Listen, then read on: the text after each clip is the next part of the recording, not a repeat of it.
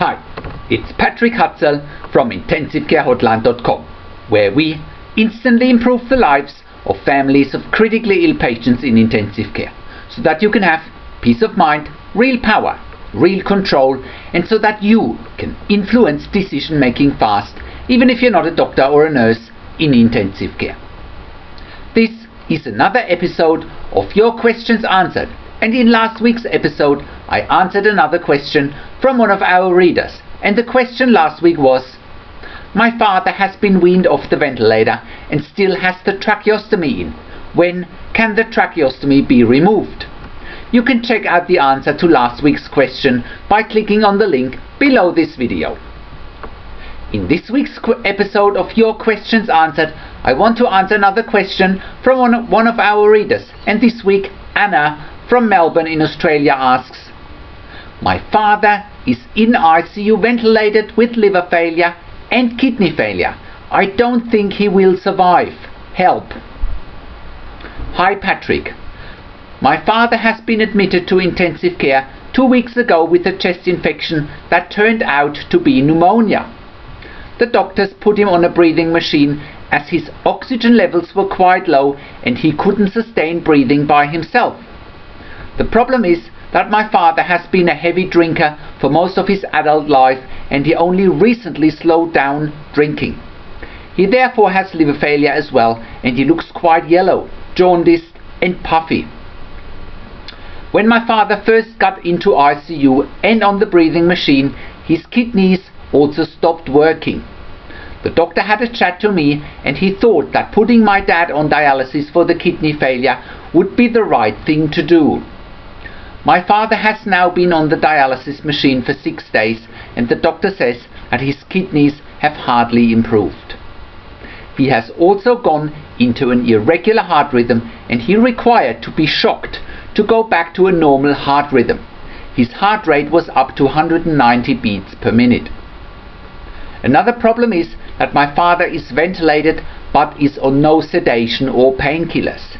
He seems to be tolerating whatever they are doing quite well. But he is also lifeless, and he just doesn't have any reserves left. The doctors have ruled out putting in a tracheostomy, as he is at high risk of bleeding due to his liver failure. My father is 68 years of age, and I do think that the doctors will soon ask me what we think we should be doing next. Can you give any advice on this, and do you think he has a realistic chance of survival? Thank you very much. Hi Anna. I'm very sorry to hear what you and your family are currently going through with your father's stay in intensive care. I know how terrible you must feel, given that your father has been ventilated for a couple of weeks and hasn't really shown any improvement. Worst of all, you seem to mentally prepare yourself for the worst case scenario. But first of all, let's look at your and your father's situation from a few different angles. Your father is currently ventilated and on no sedation and on no painkillers. This is certainly of concern, given that most critically ill patients in intensive care on a ventilator require sedation and painkillers in order to be able to tolerate the breathing tube and the ventilator. It's also of concern, Anna, that the dialysis machine is not doing what it's meant to be doing, which is to get the kidneys back to normal. Liver failure, kidney failure and pneumonia with the ventilator is not a good situation for your father to be in. Especially the liver failure may cause some of the swelling that you've described, because usually albumin levels in the blood are quite low, and despite the dialysis, this may actually not be enough to get the swelling down. The other issue that I can see is that if your father is apathetic and not showing any signs of life, then he won't be able to come off the ventilator. Therefore, a tracheostomy could well be the right step. However, your father's liver failure puts him at high risk of bleeding, and therefore it sounds like the intensive care team has ruled out a tracheostomy at this point. Now, you and your family are in a difficult situation, and you are facing a big challenge, because you are correct to point out that the intensive care team will want to make a decision regarding your father's future treatment. If they have ruled out a tracheostomy for now, they will most likely suggest a quote-unquote one-way extubation, meaning that they want to remove the breathing tube without putting it back in.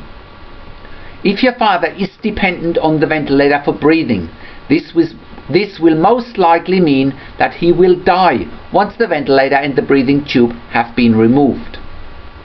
I would imagine that the intensive care team will also suggest that dialysis will be stopped once the decision has been made to remove the breathing tube and the ventilator. But here's the crux. What do you and your family want? And what would your father want in this situation if he had the power to decide for himself? The only person who can answer this question is you, your family, and your father. If you think that you or your father want a tracheostomy, then you should be asking the intensive care team to give him some FFPs or fresh frozen plasma in order to minimize the risk of bleeding. They may also look at giving your father some vitamin K. Maybe they are giving it already to minimize the risk of bleeding. In any case, you and your family should be crystal clear in what you want. Would you and your family be at peace if the intensive care team withdrew treatment? Or do you feel more comfortable in having more time with your father until you come to terms with what's happening? What you also need to consider, Anna, is that if the intensive care team suggests to stop or limit treatment, are they doing this because they sincerely believe that they can't help your father, or are they doing it because they need the ICU bed for other critically ill patients? If the intensive care team considers or suggests a withdrawal of treatment or a limitation of treatment as being quote-unquote in the best interest for your father, or are they doing it purely on medical reasons, or are they doing this because they think that a longer stay and longer treatment would be an unnecessary burden for your father, or are they suggesting this because they think that continuing treatment would cost them too much money that they could spend otherwise? Also, check out this related article if you're clicking on the link below this video. The related article is 5 questions you need to ask if the intensive care team is suggesting a withdrawal of treatment or a limitation of treatment. It sounds to me like your father's situation is pretty challenging. However, you shouldn't rush to make a decision, and you should look at alternatives, and you should be probing the intensive care team. You should also be thinking about what an end-of-life situation should look like if your father was to pass away soon. You should give as much input as possible, and you shouldn't have the intensive care team directing the end-of-life situation if that's the path you want to go. End-of-life situations in intensive care are often handled poorly, simply because the intensive care team has a lot of other priorities and a lot of other interests that tend to go way beyond your grief, your vulnerability, and your emotional situation in those situations. Therefore, you should have a say, and you should direct the end-of-life situation as much as you can. If you don't, you might get disappointed, and you might have bitter memories for the rest of your life. You should check out this related article or video here, below this video.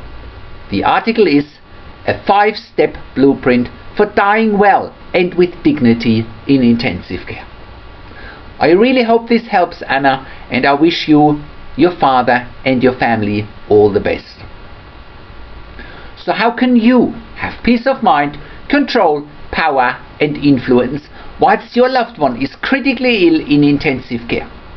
You get to that all-important feeling of peace of mind, control, power, and influence when you download your free instant impact report now by entering your email below. In your free instant impact report, you learn quickly how to get peace of mind, real power, and real control, and how you can influence decision making fast whilst your loved one is critically ill in intensive care. Your free Instant Impact Report gives you in-depth insight that you must know whilst your loved one is critically ill or is even dying in intensive care. Sign up and download your free Instant Impact Report now by entering your email below. In your free Instant Impact Report, you learn how to speak the secret intensive care language so that the doctors and the nurses know straight away that you are an insider and that you know and understand what's really happening in intensive care. In your free report, you will also discover how to ask the doctors and the nurses the right questions. Discover the many competing interests in intensive care and how your critically ill loved one's treatment may depend on those competing interests. How to eliminate fear, frustration, stress, struggle and vulnerability even if your loved one is dying. You get 5 killer tips and strategies helping you to get on the right path to peace of mind, control, power and influence in your situation. You will get real-world examples that you can easily adapt to your and your critically ill loved one's situation. How to stop being intimidated by the intensive care team and how you will be seen as equals. You will get crucial behind the scenes insight so that you know and understand what's really happening in intensive care and how you need to manage doctors and nurses in intensive care, and it's not what you think. Thank you for tuning into this week's Your Questions Answered, and I'll see you again in another update next week. Make sure you also check out our blog section for more tips and strategies, or send me an email to support@intensivecarehotline.com with your questions. This is Patrick Hutzel from intensivecarehotline.com, and I'll see you again next week in another update.